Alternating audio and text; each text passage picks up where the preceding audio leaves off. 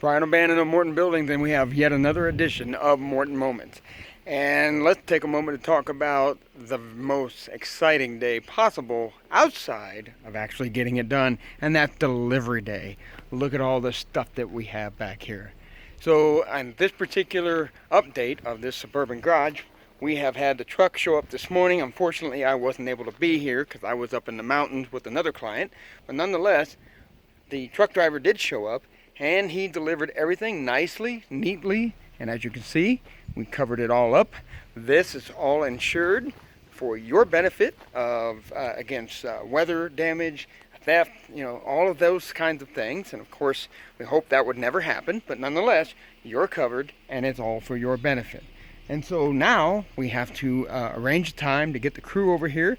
And at this particular example right here, it looks like about sometime next week, they're going to be coming over here and they're going to start drilling into the holes. We'll have to have the inspector come by, do his inspections, and move forward and get the construction done. And I'll be giving you an update at that time. So come back next time, like and subscribe, and that's it for this edition of Morton Moments.